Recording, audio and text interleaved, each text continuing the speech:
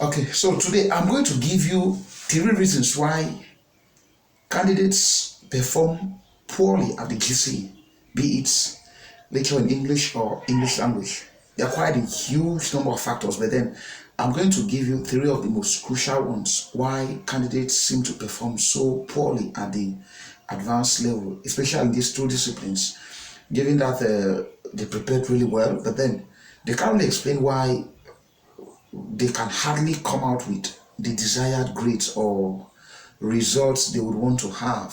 So there are three reasons for that.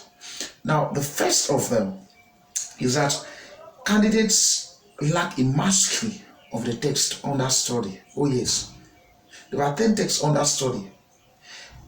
And the thing is, most candidates have this ability or this attitude to always focus mostly on summaries. You can't really have the kind of grades that you want to if you work solely with summaries, because summaries will leave out quite a lot of stuff that you need to know. Now, take note that there are three things that the examiner is looking for. The first of them, the first of them is textual illustration. The quality of illustration, how much has the candidate been able to provide textual analysis? How rich are your illustrations? You see, that's the only thing that tells the examiner or that convinces the examiner that you have mastered the text under study. You see, if you're going to identify a point and you can't really give that illustration, that rich qualitative illustration, and your analysis are scanty, chances are that the examiner is going to give you half a mark. So if you're going to get the full mark for that, you must be able to draw out extensive references from the text to pin down your arguments. You must be able to illustrate with rich textual evidence, not just one or two, maybe three or four. Oh yes, you should be able to explain and to bring out illustrations from the text to ground out your point. So examiners always look out for the quality of your illustrations. Two, the second thing that the examiner will always look out for is how well you have interpreted that question. You see, question interpretation is key. Every question has something the examiner is looking for. It usually comes in the form of a term or an idea. For instance, let me give an example. Let's make reference to one of the texts going out, the outgoing syllabus. Now look at it and Weber's nervous condition. It is very typical for the examiner to ask you that women are obedient servants of men. Do you agree? That question is not a term. It's not built around a term. It is built around an idea that women are submissive. How well can you illustrate that? That is what that question is demanding from you. So every question has something that the examiner wants you to carry out a study on. How well you interpret this item will determine how much you will have at the end of your AC. How much marks you will have at the end of your AC. So question interpretation is very key. Textual illustration is equally very key.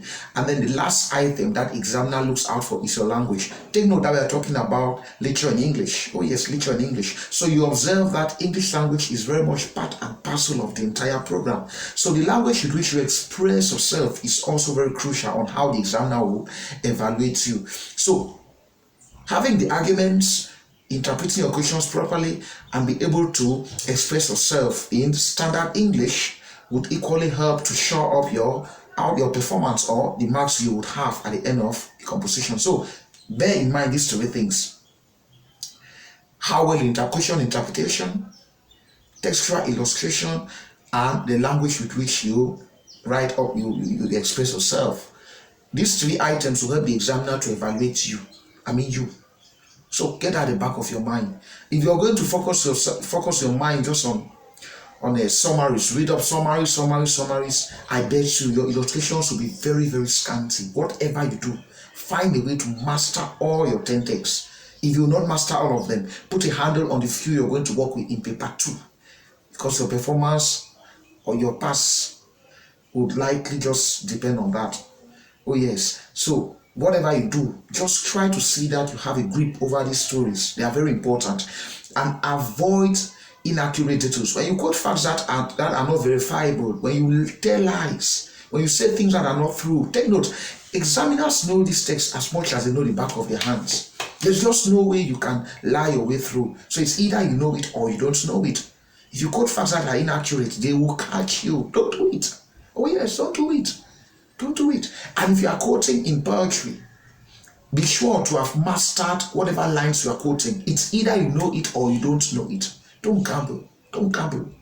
Don't misquote. You will lose marks for that. Oh yes. If you can't master the lines, I'll prefer you just go with a paraphrase. You can paraphrase it. That'll be okay. Whether you're working on Geoffrey Chaucer, Selected Poems by John Keats, or Working Points of Black Africa, you can go with paraphrase. Paraphrasing means just a general idea and view of what the author is talking about without necessarily quoting from the lines of it. Because if you have to quote, then be sure to do it properly, or else you will lose marks for that. So bear these three things in mind. These are the key areas that examiners look out for. If you have them in mind and you work on those, I bet you will come away with the desired grades. So in our next video, I am going to answer one of the questions that we just handled in the regional mock that was just written a few weeks back, Bamenda regional mock to be precise. So just stay glued to it and I'll get to that.